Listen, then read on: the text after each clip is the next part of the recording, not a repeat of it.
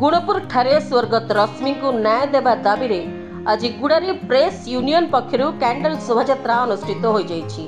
उपस्थित जनसाधारण कैंडल जाली प्रथमे 2 मिनिट नीरव प्रार्थना करथिले। रश्मि रंजनी को यौतुक निर्यातना दे जीवन रे मारी दैछंती रश्मि को सासुघर लोके। नारी को सम्मान, बेटी बंचाओ बेटी पढ़ाओ अनेक नाराबाजी सुनाई थांती।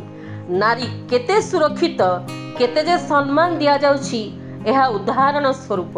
तेणु आगामी दिन में एभली बधू हत्या यौतुक निर्यातना को विरोध करी आज गुड़ारी गांधी छकठारे रश्मि रंजनी को अश्रुल श्रद्धांजलि ज्ञापन करी कैंडल शोभायात्रा बाहरी सचेतनता कराइछंती प्रेस यूनियन गुड़ारी।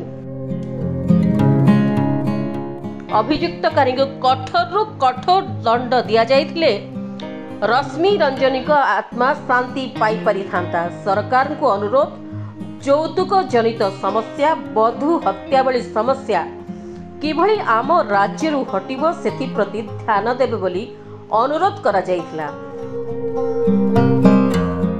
स्वर्गत रश्मि रंजनी को उद्देश्य रे होइतिबा कैंडल रैली रे स्थानीय प्रेस यूनियन नो समस्त सदस्य, यूथ फॉर चेंज युवगोष्ठी रो समस्त सदस्य, सहर बासिंदा और बुद्धिजीवी जोग देइथिले।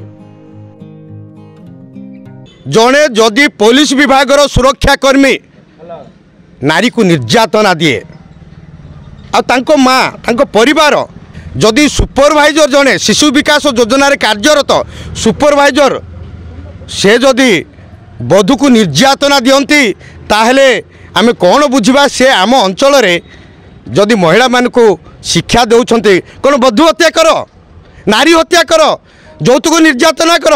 एथिपाई गत 9/2/2025 तारिख में तांकर मृत्यु होता। एने गुणपुर थाना रे तांको पालाखेमुंडे रोथुआ परिवार शशुर घर लोक हत्या करते अभियोग करते। वर्तमान एक कथा विचाराधीन अच्छी। स्वर्गत रश्मि रंजनी बड़ कुमार अमर आत्मार सद्गति कामना करी आज आम गुड़ारी मीडिया, यूथ फॉर चेंज अंचलवासी एवं स्वर्गत रश्मि रंजनी बड़ कुमार जो साईर भाणीजी साईर महिला माने भद्र व्यक्ति मैंने आसते आम कैंडल रैली करके अमर आत्मार सद्गति कामना कलु।